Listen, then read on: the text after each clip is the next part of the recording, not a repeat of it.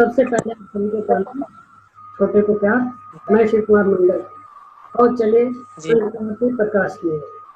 आज हमारे साथ है आचार्य मधुरेश अयोध्या से। महाराज श्री, आप के ग्रंथ और शास्त्र के हिसाब से कोरोना महामारी का कोई उपाय है क्या?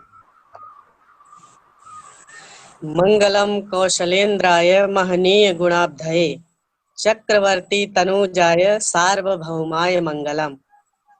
देखिए, कोरोना महामारी से आज पूरा विश्व त्रस्त है और जहां तक कोरोना महामारी के उपाय की बात है तो सबसे पहले हमको यह ध्यान देना चाहिए कि इस महामारी का वास्तव में मूल क्या है।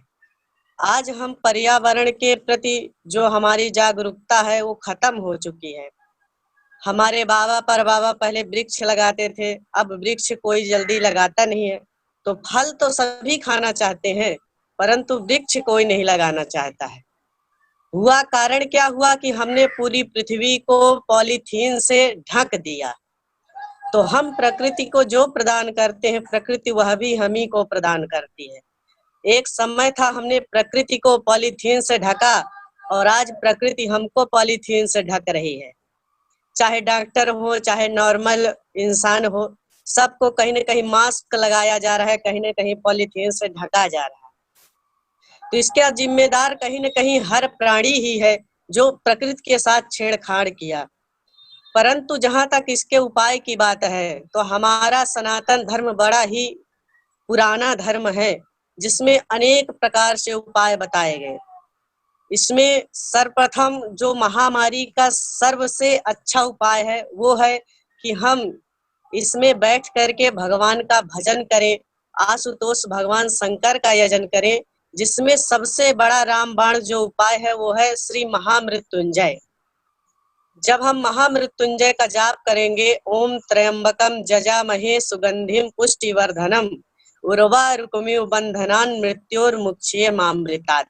ओम, इस मंत्र का जाप करने से यह मंत्र अमोघ है, हमें अवश्य ही कोरोना से मुक्ति मिल सकती है। अगर कोई भी साधक पवित्रता पूर्वक और नियम पूर्वक इस मंत्र का नित्य प्रतिदिन अनुष्ठान करे तो अवश्य ही उसको कोरोना जैसी महामारी से बचाया जा सकता है और व्यक्ति बच सकता है। क्या लगता है आपको कि धरती पर अन्याय पाप बढ़ गया है, इसलिए ऐसा हो रहा है क्या? जी बिल्कुल, जहां तक आपने कहा बहुत अच्छी बात कही है कि कोरोना, हमने तो पूर्व में भी ये बात कही कि ये जो कोरोना महामारी है इसके कारण जितने भी लोग त्रस्त हैं या जो भी लोग त्रस्त होंगे उसका कारण कहीं ना कहीं हम स्वयं हैं। चीन को दोष देना या किसी धर्म विशेष को दोष देना कि इनके कारण से कोरोना फैला है, ये उचित बात नहीं है। आज हमारा खान पान शुद्ध नहीं है, हम खाने पीने के अपने जिह्वा के स्वाद के लिए जो निर्दोष पशु हैं, जानवर हैं, जंतु हैं, उनका वध कर रहे हैं, उनको खा रहे हैं। तो कहीं ना कहीं इसका कारण हम ही हैं, जो हमारा खाना पीना सही नहीं है, हम पर्यावरण के अनुरूप जीवन नहीं व्यतीत कर रहे हैं इस कारण से। और अगर देखा जाए तो वास्तव में एक शाकाहारी इंसान को कोरोना महामारी कम ही है। इतनी महामारी जहां 4 लाख से ऊपर लोग लगभग पहुंच रहे हैं, फिर भी शाकाहारी व्यक्ति इन सब के बीच में वह कोरोना से मुक्त है क्योंकि उसका खान पान शुद्ध है।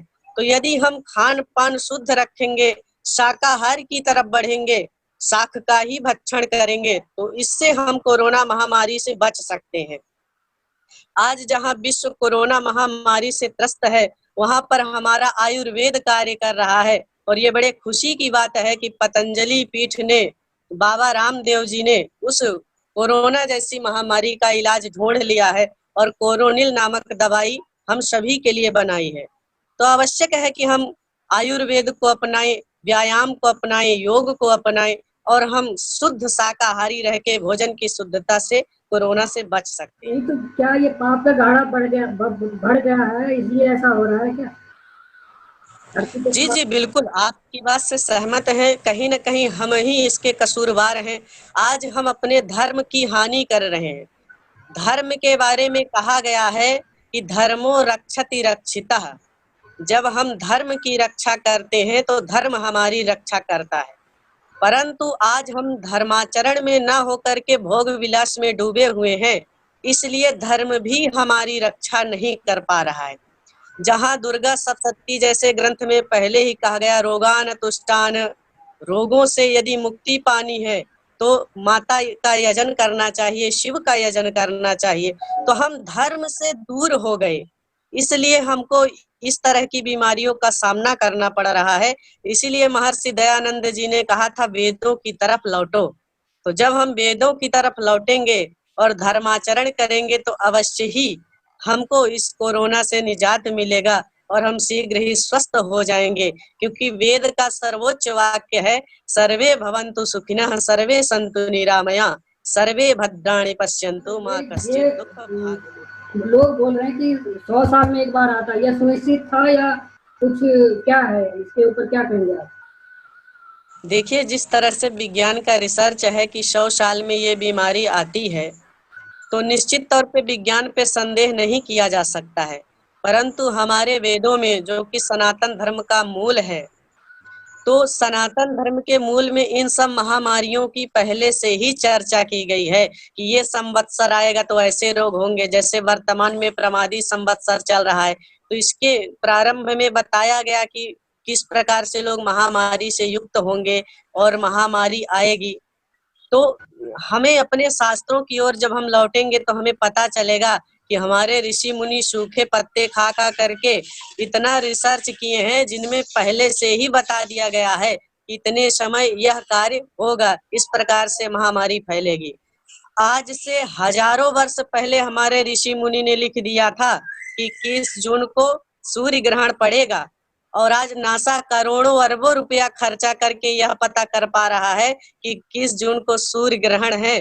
परंतु हजारों साल पहले हमारे ऋषि मुनि सूखे पत्ते खा करके ही ये लिख दिए थे कि 21 जून को सूर्य ग्रहण पड़ेगा। तो विचार करें वेदों में कितनी शक्ति है। इसलिए हमें वेदों की तरफ लौटना चाहिए, अपने धर्म शास्त्रों का अवश्य ही अध्ययन करना चाहिए। प्रणाम। आप सभी को ये वीडियो अच्छी लगी तो प्लीज लाइक एंड सब्सक्राइब कर दीजिए हमारे चैनल को।